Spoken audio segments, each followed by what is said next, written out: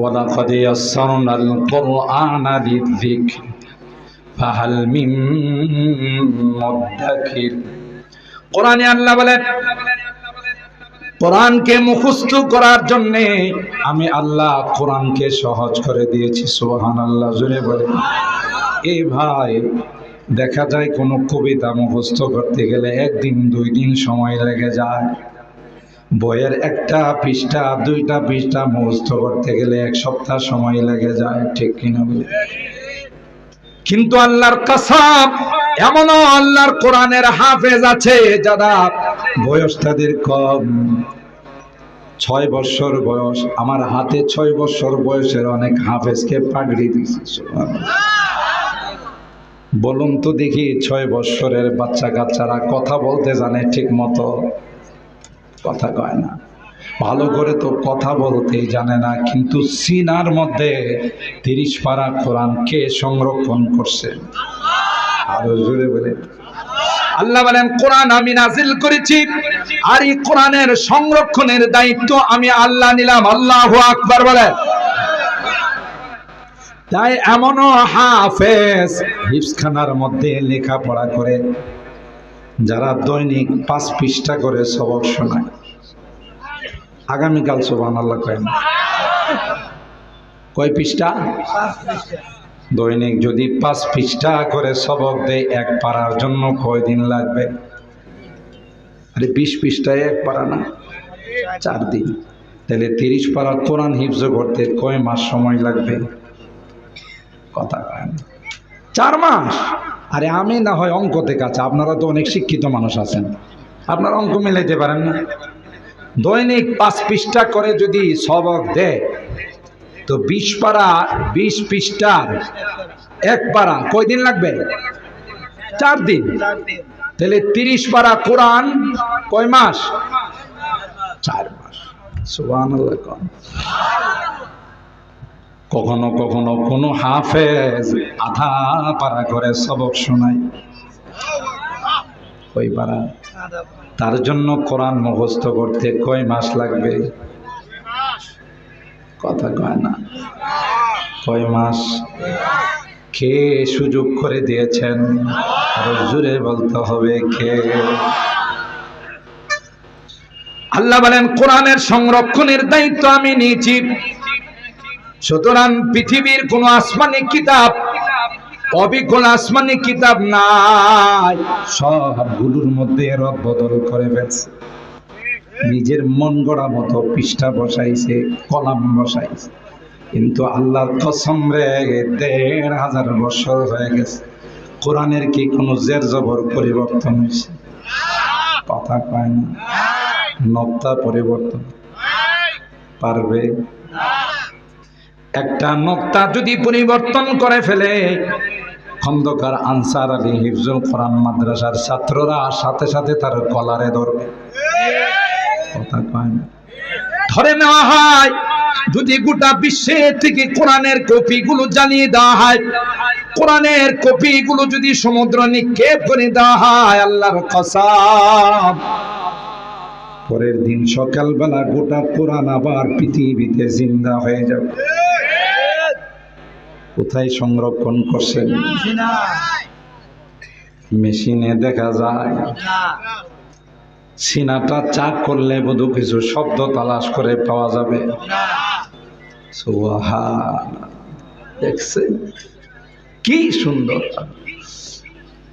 আল্লাহ বলেন, কোরআন আমি নাযিল করেছি, কোরআনের সংরক্ষণের দায়িত্ব আমি আল্লাহ নিলাম।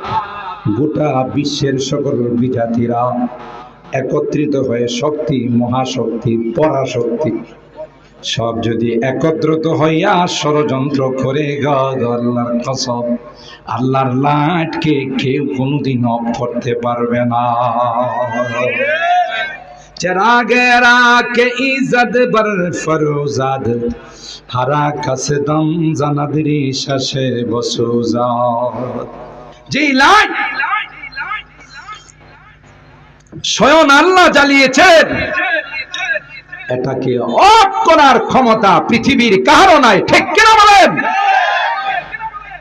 থাইল্যান্ড, কুয়েত, থাইল্যান্ড, ইতালি, এবারে সুইডেন, যত মগা চৌধুরীগুলো আছে না, এগুলো তো সব মগা মগা, বোঝেন তো? কারণ কি?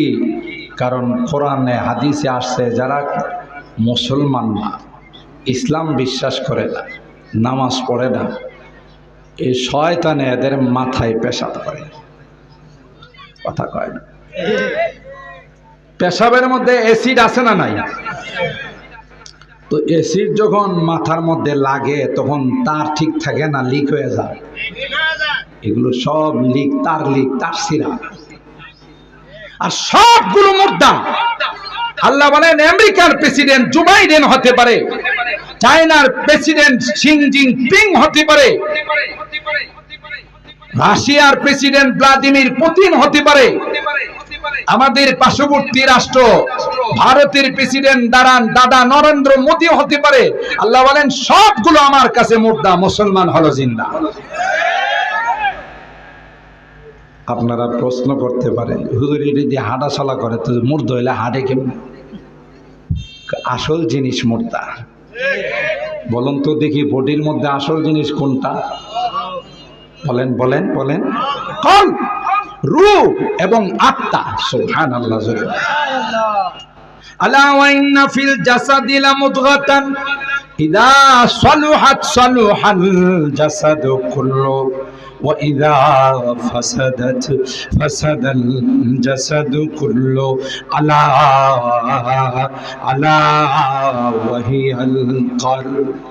পয়গম্বর বলেন, এ আমার উম্মতরা, তোমার বডির ভিতরে আল্লাহ তাআলা এমন একটা দৌলত রেখে দিয়েছেন যা আসমানকে দেয় নাই, জমিনকে দেয় নাই, পাহাড় পর্বত নদী নালাকে দেয় নাই। মাত্র 3.5 হাত বডির মালিক আল্লাহ তোমাদেরকে দয়া করে দিয়েছে। कतराए दिल राय के गौहर फतद, कतराए दिल राय के गौहर फतद को बदरिया वगर दो हानादा। আল্লামা রুমি রহমতুল্লাহ আলাইহি বলেন, আটলান্টিক মহাসাগরকে দেয় নাই, বঙ্গোপসাগরকে দেয় নাই, আরব সাগরকে দেয় নাই, বিশাল বিশাল পাহাড়কে আল্লাহ দেয় নাই, বিশাল বিশাল আসমানকে দেয় নাই। মাত্র 3.5 হাত বডির মালিক আল্লাহ দয়া করে তোমাদেরকে কলব নামক দৌলত দিয়েছে। অন্য কাউকে দিয়েছে? আল্লাহর হাবিব বলেন, তোমার এই দিলটা যদি নেককার হয়ে যায়, তোমার দিলটা যদি আল্লাহ ওয়ালা হয়ে যায়, জোরে বাতাস করো, এটা যদি আল্লাহ ওয়ালা হয়ে যায়, নেককার হয়ে যায়, দিনদার হয়ে যায়, হাত দিয়ে গোনা হবে। কথা কয় না? কারণ এটা তো একটা রাষ্ট্র, এই রাষ্ট্রের প্রেসিডেন্ট ভালো তো প্রজারা ভালো, ঠিক কিনা বলেন? রাষ্ট্রের প্রেসিডেন্ট প্রধানমন্ত্রী যদি নামাজ পড়ে, একটা জনগণ বেনামাজি থাকতে পারে না, ঠিক কিনা বলে? আমি তো বলি, যদি রাষ্ট্রীয় আইন হয়ে যায়, পার্লামেন্টে যদি আইন পাস হয়ে যায়, আমার রাষ্ট্রের মুসলিম নাগরিক যারা আছে, নামাজের টাইমে দোকান খোলা থাকবে না, নামাজের টাইমে মার্কেট খোলা থাকবে না, নামাজের টাইমে অফিস আদালত খোলা থাকবে না। আল্লাহর কসম, আল্লাহর কসম, এদেশে কোনো চুরি ডাকাতি তো দূরের কথা, দুর্নীতি তো দূরের কথা, কোনো রকমের কোনো বেহায়াপনা অশ্লীলতা থাকবে না। এক নামাজ এই দেশের মানুষকে নেককার বানানোর জন্য, সৎ বানানোর জন্য, নিষ্ঠাবান বানানোর জন্য যথেষ্ট। এটা আমার কথা নয়, কোরআনের কথা। ইন্না সলাতা তানহা আনিল ফাহশাই ওয়াল মুনকার। কোরআনে আল্লাহ বলেন, নামাজ এত বড় কার্যকর ইবাদত, তানহা আনিস সালাত তানহা আনিল ফাহশাই ওয়াল মুনকার। সব রকমের অশ্লীলতার বেহায়াপনা থেকে নামাজ বিরত রাখতে। আজকে আমাদের সমাজে নামাজ নাই। আপনাদের গোপালপুর, মোহনপুর এলাকায় হয়তো নামাজের সংখ্যা একটু বেশি, কিন্তু আমার ঢাকাতে এত বেশি নাই। কি মনে করেন শতকরা 90 জন তো আপনাদের এলাকায় নামাজ পড়ে, তাই না? হ্যাঁ, 50% তো অবশ্যই পড়ে। হ্যাঁ, ইয়া আল্লাহ, তাহলে তো 20%। এটা ভালো হবে, নতুন পানি নিয়ে আসা করা 20% না। তাহলে বলুন নামাজের সংখ্যা কম না বেশি? জোরে বলে। অথচ কোরআনুল কারীমের সূরা আল হজের আয়াত আল্লাহ বলেন স্বাধীন রাষ্ট্রের যারা নাগরিক হবে, যাদেরকে স্বাধীনতার নিয়ামত দিয়েছি, বিজয়ের নিয়ামত দিয়েছি, তাদের জন্য উচিত প্রথমে 5 ওয়াক্ত নামাজ নিজেরা পড়া এবং 5 ওয়াক্ত নামাজ পড়ার আইন করে দেওয়া। আল্লাযীনা ইম্মাক্কান্নাহুম ফিল আরদ আকামুস সালাত। 1 নাম্বার ওয়া আতাউয যাকাত। যারা মালধার, যারা ধনী, তাদের কাছ থেকে হিসাব করে করে যাকাত উসুল করে গরিবদের মধ্যে বিতরণ করলে পৃথিবীর মধ্যে সবচাইতে দারিদ্র বিমোচনের সবচাইতে বেটার পদ্ধতি হলো যাকাত। এই জন্য আল্লাহ যাকাতের বিধান রাখছে। G8 সম্মেলনে গিয়ে দারিদ্র বিমোচন করা যায় না। দারিদ্র বিমোচনের প্রেসক্রিপশন আল্লাহ দিয়েছেন কোরআনে।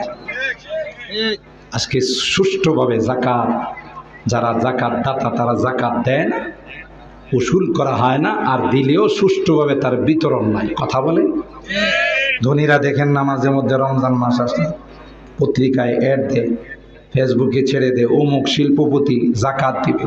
কি যাকাত দেবে? দোকানের মধ্যে যত ওয়েস্টেজ মাল আছে, পুরাতন মাল বলে রাখে এটা আমারে দিয়ে। একটা পুরাতন লুঙ্গি নেওয়ার জন্য, একটা পুরাতন শাড়ি নেওয়ার জন্য গরিব মানুষগুলো ভোর রাত্রে থেকে আইসা লাগবে। এরপরে দেওয়া যখন শুরু করে, ধাক্কা ধাক্কি করে পদপিষ্ট হয়ে শত শত মানুষ মারা যায়। আমি কি বানায় বলছি না? বাস্তব। এটা যাকাত দেওয়ার সিস্টেম নয়। আপনার উপরে যাকাত ফরজ, হিসাব করে যাকাত আপনি আলাদা করেন, করে এলাকার যারা বাস্তবে গরিব অসহায় তাদেরকে ডেকে এমন পরিমাণ টাকা দেন যেন ছোটখাটো একটা ব্যবসা করে চলতে পারে। আগামী বছর আর যাকাতের লাইনে দাঁড়াবে না। এটা যাকাতের সিস্টেম।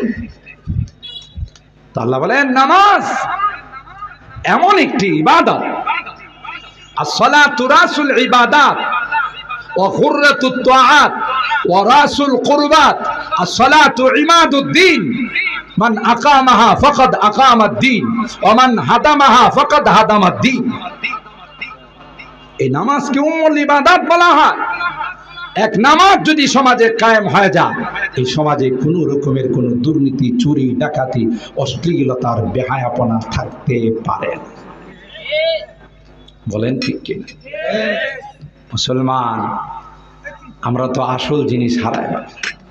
আল্লাহর পয়গম্বর বলেন, তোমার বডির মধ্যে একজন রাষ্ট্রপতি আছে, তোমার বডির মধ্যে একজন প্রধানমন্ত্রী আছে রে। যদি নেককার হয়ে যায়, যদি দিনদার হয়ে যায়, হাত দিয়ে কোনো গুনাহ হবে না। কি বলেন ঠিক কিনা? কান দিয়ে কোনো গুনাহ হবে না, চোখ দিয়ে কোনো গুনাহ হবে না, মেমোরি দিয়ে কোনো গুনাহ হবে না, পা দিয়ে কোনো গুনাহ হবে না। ইযা সালুহাত সালুহাল জাসাদু কুল্লু ওয়া ইযা ফাসাদাত ফাসাদাল জাসাদু কুল্লু। এটা যদি নেককার হয়ে যায়, পুরো বডিটা নেককার হয়ে যাবে। আর যদি কলবটা বদকার হয়ে যায়, গোটা বডিটাই বদকার হয়ে যাবে। ঠিক কিনা? আল্লাহ বলেন যারা বেঈমান, যারা মুরতাদ কাফের, এদেরই কলবটা আমার কাছে মরা, যেহেতু তার কলবের মধ্যে ঈমানের নূর নাই, ঈমানের লাইট নাই। কথা বলেন ঠিক কিনা? এই জন্য বিশ্বের সবচাইতে সেরা ধর্ম, আল্লাহ মনোনীত ধর্ম, আল্লাহর পেয়ারা ধর্ম, আল্লাহর নির্বাচিত ধর্ম কোন ধর্ম? আরেকটু আস্তে বলেন, আরেকটু আস্তে বলেন। ইন্নাদ দীনা ইনদাল্লাহিল ইসলাম। আল্লাহ বলেন না না, কোন ধর্ম আমার কাছে গ্রহণযোগ্য ধর্ম নয়। একমাত্র কেবলমাত্র শুধুমাত্র ইসলামই আমার কাছে গ্রহণযোগ্য ধর্ম। এই জন্য এরা সব মুর্দা, এরা সব কি মুর্দা। আর যারা যেই ধর্মের অনুসারী হবে, হিন্দু ধর্ম বলেন, ইহুদি ধর্ম বলেন, বৌদ্ধ ধর্ম বলেন, খ্রিস্টান ধর্ম বলেন, আল্লাহ কোরআনে বলেন মৃত্যুর সময় সব ইসলাম গ্রহণ করার চেষ্টা করে। তাহলে বোঝা গেল অরিজিনাল ধর্ম কোনটা? বলেন বলেন। ভাগ্যবান খুশকিসমত আমাদের যে আল্লাহ মুসলমানের ঘরে আমাদের জন্ম নিয়েছেন। কথা বলেন ঠিক কিনা? আজকে যদি আমি হিন্দুর ঘরে জন্ম নিতাম, দুনিয়াতে আসার পর আমার মা বাবা আমাকে কোলে নিয়ে বলতো কুলুলুলু, বাস আমি হিন্দু হয়ে যেতাম। কথা কয়। খ্রিস্টানের ঘরে জন্ম নিলে তখন এরা হলুদ পানিতে আমাকে একটু সুবা দেয়া বলতো আল আন সিরতা নাসরানিয়া, তুমি এখন খ্রিস্টান হয়ে গেছো। কথা কয় না। এই যে এক নিয়ামত যে আল্লাহ আমাদেরকে মুসলমানের ঘরে জন্ম দিয়েছেন, গোটা জীবন সিজদায় পড়ে থাকলে তার শুকরিয়া আদায় হবে। কথা বলেন ঠিক কিনা? সুতরাং ইমানদার মুসলমান এরা হলো জিন্দা, আর বেঈমান কাফের মুরতাদ এরা হলো মুরতাদ। যতই দুনিয়াতে বাহাদুরি দেখা, এদের চেয়ে আরো বড় বাহাদুর ছিল ফেরাউন, ইন্টারন্যাশনাল হারামজাদা নমরুদ। কথা কয় না। এটা কি লোকাল হারামজাদা ছিল না ইন্টারন্যাশনাল হারামজাদা ছিল? গোটা বিশ্বের বাদশা। কথা কয় না। গোটা পৃথিবীর বাদশা ছিল কয়জন? 4 জন। কয়জন? 2 জন ছিলেন মুসলমান, 2 জন ছিলেন অমুসলিম। মুসলমানদের মধ্যে একজন ছিলেন হযরত সুলাইমান আলাইহিস সালাম, আর জোরে কোন সুবহানাল্লাহ। আরেকজন ছিলেন বাদশা যুলকারনাইন, যাকে বাদশা ইস্কান্দার বলা হয়। 2 জনের কথাই কোরআনে আছে। ওয়াসআলুনাকা আন যিল কারনাইন কুল সাআতলু আলাইকুম মিনহু যিকরা। 2 জনের কথাই কোরআনে আছে। আর 2টা ছিল অমুসলিম, একটা ছিল ইন্টারন্যাশনাল হারামজাদা নমরুদ। কথা কয় না। কে ছিল? নমরুদ। গোটা বিশ্বের বাদশা ছিল। আর একটা ছিল বুখতে নাসার, মজুসি আগুনের পূজা করত। 2টারে এই মাথার মধ্যে শয়তানে পেশাব করতে করতে সব তার সিরা ফেলাইছে। হযরত ইব্রাহিম খলিলুল্লাহ নমরুদের কাছে যখন আল্লাহর একত্ববাদের দাওয়াত নিয়ে গেলেন, তখন ইন্টারন্যাশনাল হারামজাদা কয় তোমার রব কেডা? হযরত ইব্রাহিম কয় রব্বি আল্লাযী ইউহয়ী ওয়া ইউমীত। আমার রব তো তিনি যিনি হায়াত আর মওতের মালিক। জোরে বলেন ঠিক কিনা? হায়াতের মালিক কে? মওতের মালিক কে? হায়াত আর মওতের মালিক যিনি, তিনি হলেন আমার রব। তার সিরা কি কয়? মগা চৌধুরী কি কয় জানেন? এটা তো আমিও পারি। নাউজুবিল্লাহ। আগামীকাল কয়েন আর একটু আসতে কন।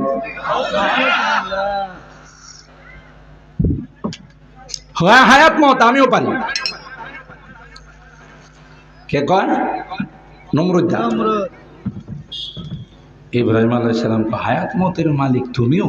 বলে অর্ধেক বা। আরে ভাই তাফসীরের কথা, গল্প মনে করেন না।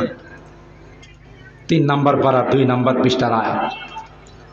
আলম তারা ইলাল্লাযী হাজ্জা ইব্রাহিম ফি রাব্বি আন আতাহুল্লাহুল মুলক। এই আয়াতের মধ্যে আল্লাহ বিস্তারিত আলোচনা করছে। ইব্রাহিম আলাইহিস সালাম কই তুমি হায়াত মওতের মালিক কিভাবে? কয় দেখাবো। বলে দেখাও। তখন করছি কি, 2 জন জেলে কয়েদিকে ডাইকা নিয়ে আসছে, জেলখানায় বন্ধ। একজনকে বলল যে তুমি বেকসুর খালাস। বাদশা তো ইচ্ছা করলে যাকে ইচ্ছা তাকে, ওই যে প্রেসিডেন্টের কাছে ক্ষমা ভিক্ষা চায় না, জীবন ভিক্ষা চায় না। প্রেসিডেন্টেরই পাওয়ার আছে, ইচ্ছা করলে কাউকে কোনো লট ব্যতীত, লজিক ব্যতীত ইনি ক্ষমা করে দিতে পারেন, তারই সুপার পাওয়ার আছে। তো হে যেহেতু বাদশা, সেই জন্য একজনকে কইছে তুমি বেকসুর খালাস। আর জল্লাদকে ডাইকা বললো আরেকজনকে হত্যা করো, মেরে ফেলো। কি করো? মেরে ফেলো। তো জল্লাদ একজনকে মেরে ফেললো, আর একজনকে বেকসুর খালাস করে দিল। এবার এই হারামজাদা কই কি দেখলা, একজনকে মারলাম আর একজনকে ছাড়লাম, একজনকে হায়াত দিলাম আর একজনকে ছাড়লাম। আচ্ছা, আপনাদের কাছে আমার প্রশ্ন, ইব্রাহিম আলাইহিস সালাম তো অনেক বড় মাপের মানুষ, আমাদের রুহানি পিতা। যেই বেড়ারে বললো বেকসুর খালাস, হে কি আগে মরা ছিল? কথা কয় না। তো একজনরে জিন্দা করলো আর একজনরে মানলো। যে আগের থেকে জিন্দা আছে হে রে আগের থেকে জিন্দা করলো কিসের? কথা কয় না। আর আরেকজনরে না হয় বুঝলাম যে অর্ডার দিয়ে মাইরা পালাইছে, কিন্তু যে আগের থেকেই জিন্দা, ওরে জিন্দা করলো কেমন? ইব্রাহিম আলাইহিস সালাম মাথায় হাত দিয়ে কই, ইয়া আল্লাহ, আমি তো মনে করছিলাম মাথার মধ্যে গোবর থাকলো, অর্ধেক গোবর আছে। গোবর চিনেন তো? গোবর থাকলেও অর্ধেক গোবর আর অর্ধেক বোধ ভালো কিছু আছে। এখন দিকে দিয়ে পুরা মাথায় শুধু গোবর আর গোবর ছাড়া কিছুই না। এটা তো আস্থা একটা তার সিরা ছাড়া কিছুই না। হায়াত কাকে বলে, মত কাকে বলে, যে গাধা বুঝে না, ওর সাথে আমি কিসের তর্ক করব? কথা বলেন ঠিক কি? এটা তো একটা বাচ্চাও বুঝে। قال فإن الله يأتي بالشمس من المشرق فأتي بها من المغرب। ইব্রাহিম আলাইহিস সালাম কৌশল পরিবর্তন করে ফেললেন। ইব্রাহিম খলিলুল্লাহ বললেন, হা হা, আসলে তুমি পাওয়ারফুল বাচ্চা দেখছো, একজনে মাইরে ফেলেছো আর জিন্দা করছো। আমার আল্লাহ যেদিন থেকে পৃথিবী বানাইছেন সেদিন থেকে পূর্ব দিক থেকে সূর্য উদিত করে পশ্চিম দিকে অস্ত নেয়। তুমি যেহেতু নতুন খোদা হিসাবে আত্মপ্রকাশ করবা, তাইলে উল্টা করে একটু দেখাই দাও, কালকে সকাল থেকে সূর্যটা পশ্চিম দিক থেকে উদয় করবা আর পূর্ব দিকে অস্ত নিবা।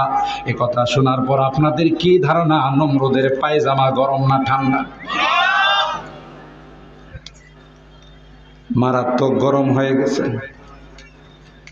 কারণ নমরুদ চিন্তা করলো, যে পয়েন্ট আমার সামনে আউট করছে, এটা তো আমার বাপ দাদা 14 গোষ্ঠীরও ক্ষমতা নাই। কথা বলেন ঠিক কিনা? সূর্যতে হাত দিতে পারবো না, এর বাপ দাদা 14 গোষ্ঠীর ক্ষমতা আছে। ইব্রাহিম খলিলুল্লাহর এই পয়েন্ট যখন নমরুদ পাইল, এবার নমরুদ কিং কর্তব্য বিমত দেখে কোনোভাবে এই পয়েন্টের জবাব দেওয়া সম্ভব নয়। ও ভাই, সমাজে দেখবেন এক শ্রেণীর মানুষ কথা বলতে বলতে এক পর্যায়ে গায়ে হাত ওঠায়। বেড়া হলে তুমি তর্ক দিয়ে, কথা দিয়ে, যুক্তি দিয়ে আমাকে বোঝাও, গায়ে হাত তোলো কেন? কথা বলেন ঠিক কিনা? যারা এই স্বভাবের, যাদের মধ্যে চরিত্র আছে, কথা বলতে বলতে গায়ে হাত ওঠায়, বোঝা যাবে এদের চরিত্র আর নমরুদের চরিত্রের মধ্যে কোনো ভিন্নতা না। আপনি যে একজনের গায়ে হাত তুললেন, আপনার কি জানা আছে? আল্লাহর পয়গম্বর বলেন, ইত্তাকি দাওয়াতাল মাজলুম ফাইন্নাহু লাইসা বাইনাহু ওয়া বাইনাল্লাহি হিজাব। যে পীড়িত নির্যাতিত মানুষের বদদোয়া থেকে বাঁচো, এটা এত পাওয়ারফুল বদদোয়া, হাত তুলতে দেরি হয়, ওই বদদোয়া আল্লাহর আরশ পর্যন্ত যাইতে দেরি হয় না। बहुत तालिब खुदा मिलता शिकस्ता दिल नहीं मिलता, बहुत तालिब खुदा मिलता शिकस्ता दिल नहीं मिलता, शिकस्ता दिल जैसे हासिल हकीकत में वही काम है। ভঙ্গার হৃদয় যখন মালিকের কাছে কোনো আবদার জানায়, নবী কয় ওই আবদার জানাইতে দেরি হয়, আল্লাহর আরশ পর্যন্ত যাইতে দেরি হয় না। হাত উঠান, হাদিস খুলে দেখেন, আল্লাহ নবী বলেন, মাল মুফলিস, হে আমার সাহাবীরা, তোমরা কাকে তোমাদের মধ্যে সবচেয়ে গরিব অসহায় মনে? সাহাবীরা বলেন, আল মুফলিসু ফিনা মান লা মাতাআ লাহু ওয়ালা দিরহাম। ইয়া রাসূলুল্লাহ, যার টাকা নাই, পয়সা নাই, বাড়ি নাই, গাড়ি নাই, অর্থ নাই, কুড়ি নেই, আমরা তাদেরকেই তো গরিব মনে করি। না না, এ গরিব নয়, গরিব নয়। আল মুফলিসু মিন উম্মতি মান ইয়াতি ইয়াউমাল কিয়ামাতি বিসলাতি ওয়া সিয়ামি ওয়া যাকাত। আমার উম্মতের সবচেয়ে গরিব হলো ওই ব্যক্তি, নামাজ অভাব নাই, রোজা অভাব নাই, যাকাত অভাব নাই, কিন্তু হাতটা কন্ট্রোলে ছিল না, জুবানটা কন্ট্রোলে ছিল না। এরকমের মানুষ সমাজে আছে না? কিছু হলে গায়ে হাত ওঠায়, কিছু হলে মুখে দিয়া যা আসে তাই বকাবকি করে। আপনাদের মোহনপুর এলাকায় না, অন্য এলাকায় আছে না? নাই।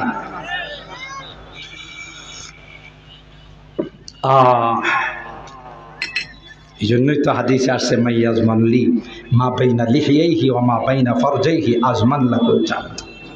তুমি যদি দুইটা জিনিসের জিম্মাদার হতে পারো, একটা হলো তোমার জুবান, আর একটা হলো তোমার লজ্জাস্থান। দুইটার জিম্মাদার যদি তুমি হতে পারো, আল্লাহ নবী বলেন আমি তোমার জান্নাতের জিম্মাদার।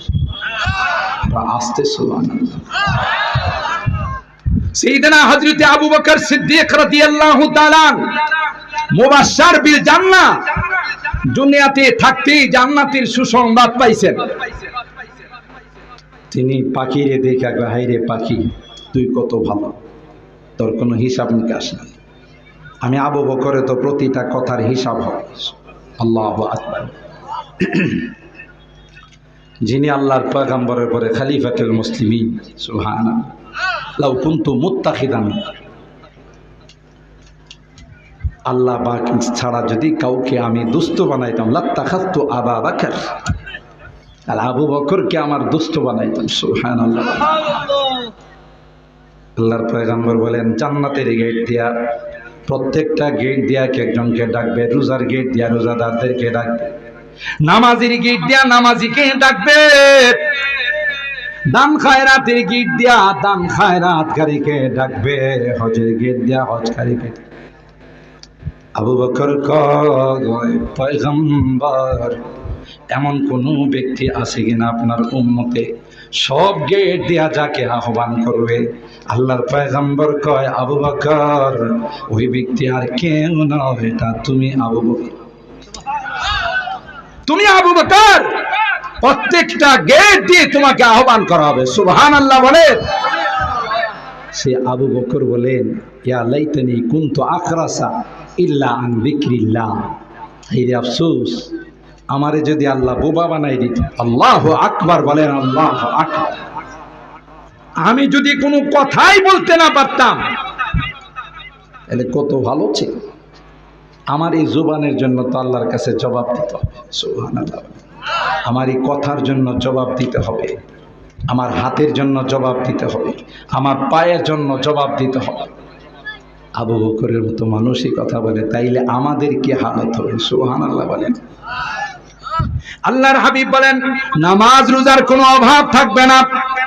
নামাজি নামাজ নিয়ে যাবে, রোজা নিয়ে যাবে, অন্যান্য ইবাদত নিয়ে যাবে, কিন্তু হাতটা তার কন্ট্রোলে ছিল না, জুবানটা তার কন্ট্রোলে ছিল না।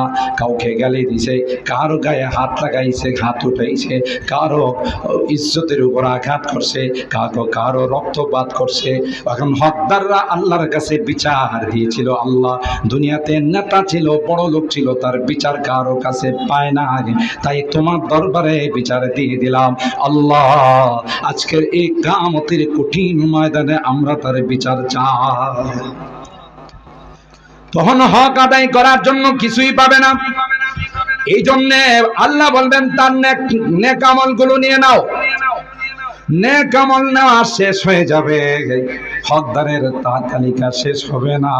আল্লাহ বলবেন তোমাদের গুনাহগুলো তার ঘাড়ে চাপিয়ে দাও। এগুলো সবচেয়ে বড় অভাবী, যারা মানুষের গায়ে হাত তুলে। কথা বলেন ঠিক কিনা? এই জন্য এগুলো কন্ট্রোলে রাখেন। বাঘের উপরও টাক আছে, কথা কয় না। আমার উপরও আপনার উপরও একজন কথা কয় না, আছে না? নাই? তাইলে কন্ট্রোলে রাখতে হবে। নমরুদ যখন হযরত ইব্রাহিমের সঙ্গে পারে নাই, পয়েন্ট দিয়ে যখন আগাইতে পারে নাই, এবার নমরুদে কয় ইব্রাহিমকে আগুনে জ্বালাও। এটা হলো কথা দিয়ে না পারলে হাত দিয়ে। কথা বলেন ঠিক কিনা? নমরুদে বুঝে না আগুন কার গোলাম। আরো জোরে বলেন, আগুন কি নমরুদের কথা শুনে না আল্লাহর কথা শুনে? অনেক লম্বা ইতিহাস আপনারা জানেন। এত হিট করছে, আকাশ দিয়ে পাখি উড়ে গেলেও সেটা ভুনা হয়ে পড়ে যায়। ইব্রাহিমকে কাছে নিয়ে ফালাইতে পার না, চরকার মধ্যে বাঁধছে। অনেক লম্বা হিস্টোরি। চরকার মধ্যে বেঁধে যখন আগুনের মধ্যে ফেলে দিবে, হযরত জিবরাইল আইসা কয়, ইয়া রাসূলুল্লাহ, আমি আপনাকে কি হেল্প করতে পারি ও আল্লাহর খলিল? ইব্রাহিম কয় যে আল্লাহর জন্য আমি আগুনে ঝাঁপ দিছি, ওই আল্লাহ কি আমাকে দেখে না? তোমার সাহায্যের দরকার না। হাসবুনাল্লাহ ওয়া নি'মাল ওয়াকিল, নি'মাল মাওলা ওয়া নি'মান নাসীর। আল্লাহু আকবার। হযরত জিবরাইল আমিন আল্লাহর কাছে গিয়ে বলেন, আল্লাহ আমার সাহায্য নেয় না। এমনি আল্লাহ পাক আগুনকে ডাক দেয়া বলে, কুল্লা ইয়া নারু কুনি বারদা ওয়া সালামান আলা ইব্রাহিম। আগুন, আমার খলিল আসতেছে, তুমি তার জন্য শান্তি দায় করে দাও। সুবহানাল্লাহ।